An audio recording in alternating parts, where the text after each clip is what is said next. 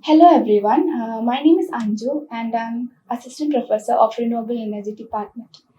So today we are going to discuss about the one of the best renewable energy source, which is the solar energy. Okay. So we are going to discuss about the solar cell, the construction of the solar cell is working, some of the applications and advantages of the solar energy. We have reached a part of civilization where we are using electricity for all the purposes, and it is extremely difficult for us to live without the electricity. So, electricity is a form of energy, and this form of energy can be created through different sources available in the nature. And unfortunately, the sources are depleting or finishing.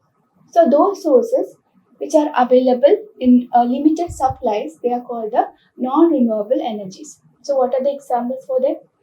The coal, gas, oil, etc. are the example for the non-renewable kind of energy. And the other type of energy, which is the renewable energy, and they are not going to finish in the near future, like the solar energy or a wind energy or a hydro energy. Yes, so they replenish themselves and it's available in plenty. Solar energy is the best form of energy and it is entirely free and available all over the world. So, in order to convert this light energy into electrical energy, we use some devices, okay, like a diode. So, diode, because it converts the light energy or it absorbs the sun's energy and converts it into electrical energy, we call it as a solar cell. And the solar cell, it is also called as photovoltaic cell. Why? Because this works on the principle of photovoltaic effect. So, what is photovoltaic effect? The generation of voltage across the p-n junction in a semiconductor due to the absorption of light radiation is called the photovoltaic effect. Or in simpler words, we can say that we consume the energy from the light and convert it into voltage. So the device based on this is called the photovoltaic devices.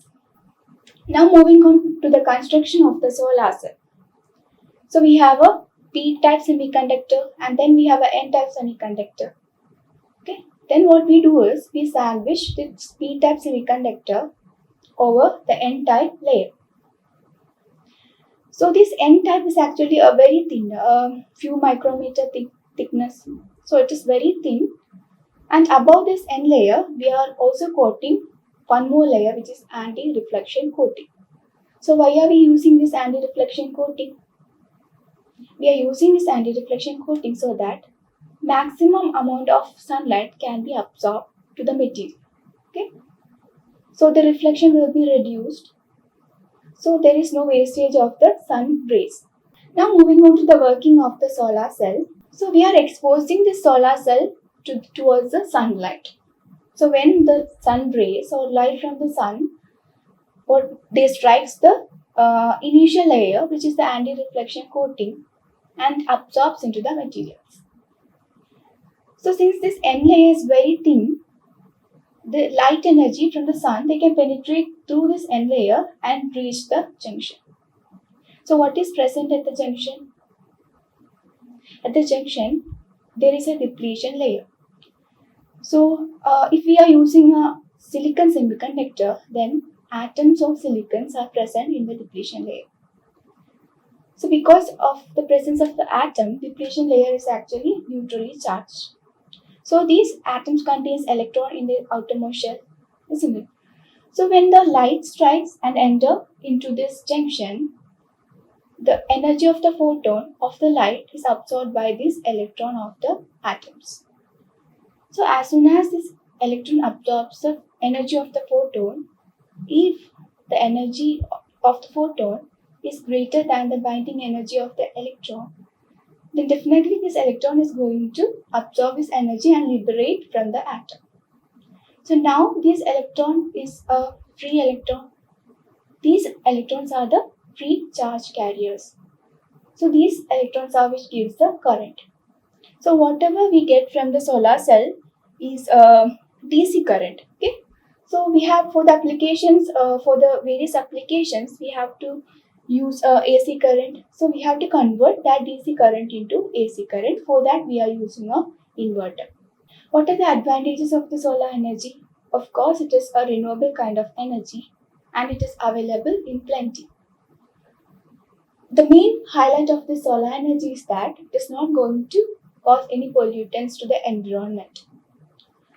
And the system is actually constructed for lasting for more than 25 years, so it has a longer life. And during the summer days, we have a longer days, that means more sunlight.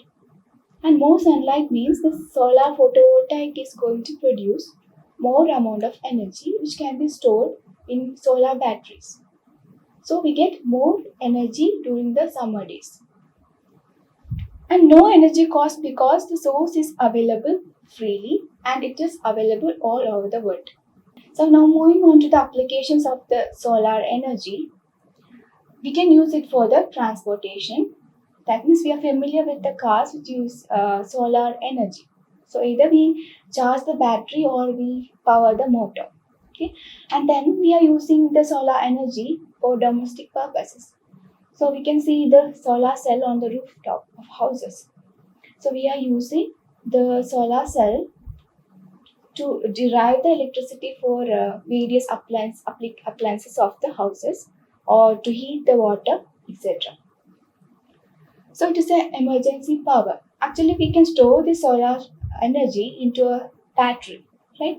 So we can use it for our later uses. And then in the field of satellites, so there are spacecraft which revolves around the Earth. So these are the satellites, and these satellites actually have the solar panels. So they charge the solar panels and derive electricity in order to use the power for various appliances. And it is also used for the water treatment and the water pumping. So we can conclude that the solar energy have a bright future. Thank you.